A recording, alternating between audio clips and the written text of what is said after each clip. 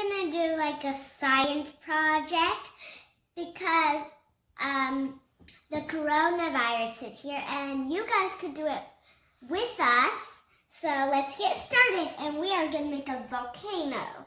So we have baking soda, and baking soda's in here, and some glitter, and a frozen color right here, and some vinegar is also in here, and a cup. Okay, so let's do 3 big scoops of baking soda. 1,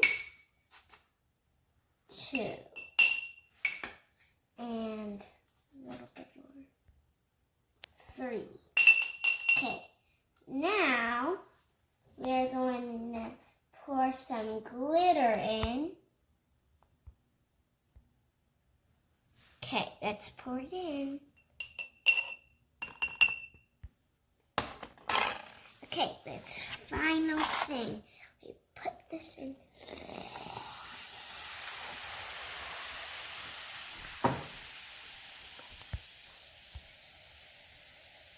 Like a volcano. Like fizzle. This like feels like slime. It's like slime. It's like so squishy. Bye guys. See you next time.